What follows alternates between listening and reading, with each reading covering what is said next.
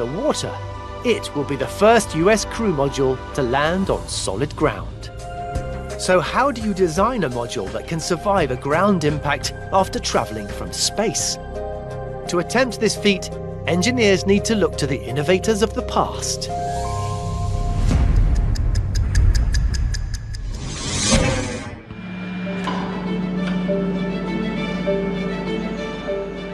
At the Thatcham Vehicle Test Centre in the south of England, physicist Susie Shee is investigating how the need for car safety inspired some smart engineering. We're about to run a test simulating a frontal impact as if this rig was being hit from the front, exerting a force of 16 Gs on our dummy friend here. Unlike historical methods of crash testing, instead of moving towards an object, when activated, the pneumatically powered sled will fire the car backwards, replicating the forces of a head-on impact at 31 miles per hour in just 125 milliseconds.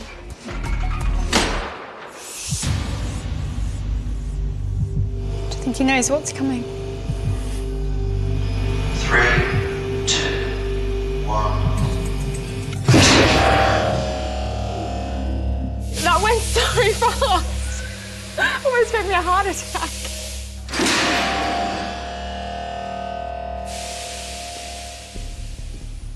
Playing the footage back in slow motion reveals the true force of the collision.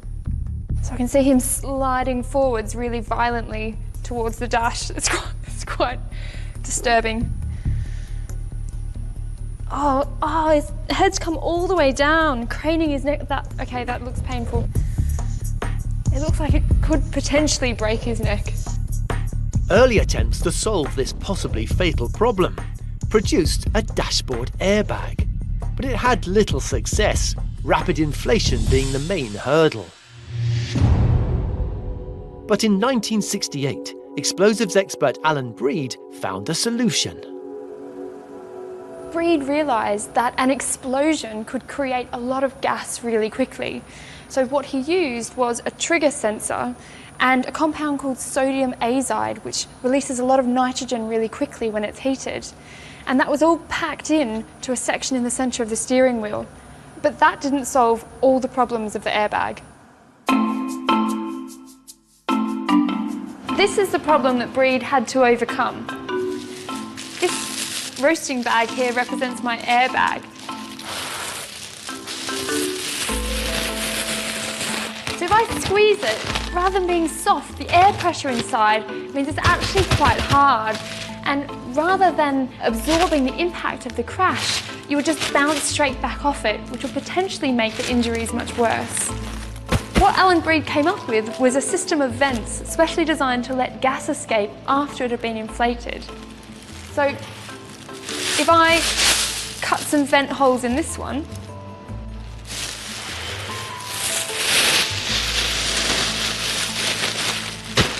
this time the bag deflates slowly, cushioning the blow and absorbing the impact. It's a simple but ingenious solution to the problem.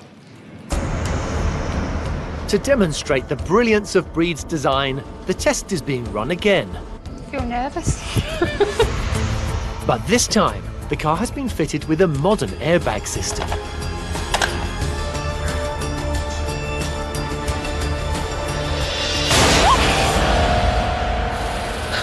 Oh my goodness! So the bag's definitely gone off. Actually, let's see if we can find the vents around here. Yeah, so here's the vents that actually let the gas out again. And in slow motion, the genius of Breed's concept is even clearer.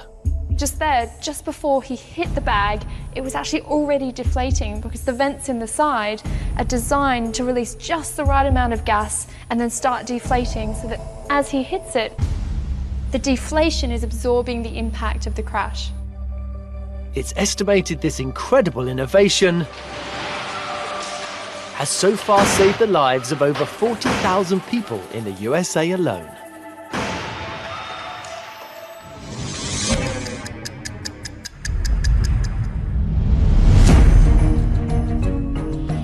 Boeing engineers have taken the principle of the car airbag and supersized it. What we have in front here is a flight-like, full-scale outer airbag assembly. As we're re-entering the atmosphere, we'll be going supersonic, and the parachutes will decelerate us to about 10 to 30 miles per hour on landing. And that's where the cushioning system comes into play. Positioned underneath the capsule's heat shield, the 6 giant airbags are inflated as the capsule drifts back down to Earth. They are filled using a series of high-pressurized gas bottles that are flowed into the airbag assemblies through a series of manifolds and valves.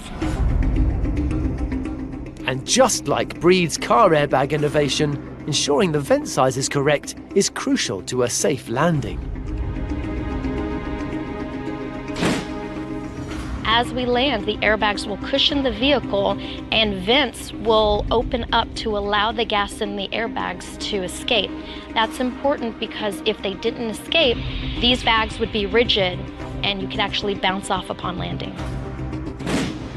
Although it may seem like an abrupt landing, the system cushions the capsule so well, each Starliner will be able to make the 400-kilometer journey to the ISS up to 10 times.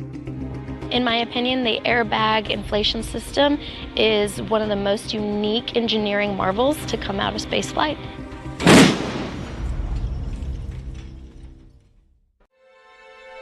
Habitation modules, like those on ISS, are 8x4 meter high-grade aluminium delivered via the space shuttle.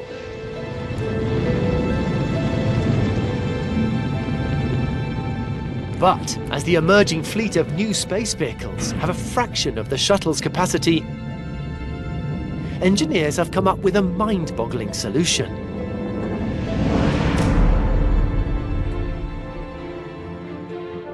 Expandable modules. What you see is a full-scale mock-up of the Bigelow expandable TVD module. The main advantage of an expandable module is to provide a permanent habitation system, but could be launched at fraction of its final volume. Right now, this module is on the International Space Station. Packed for launch, this module measures just 2.4 meters in diameter.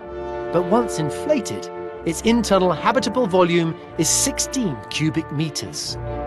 Composed of 2 metal bulkheads and multiple layers of fabric, including Kevlar-like material, which is used in bulletproof vests, it's designed to withstand both internal pressure and survive the extremes of space.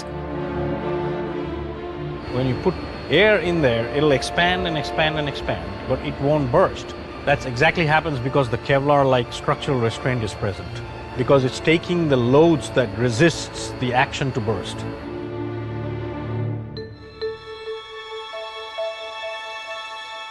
In April 2016, Beam is delivered to the space station to begin a 2-year trial. After berthing, it's inflated by using air from inside the station. Once it's reached full length, 8 tanks are then opened inside the module, filling it to its final pressure. As the station continues to grow in the harsh conditions of space, maintaining its structural integrity is vital for it to survive. As remarkable as it is, the extreme environment poses a constant threat.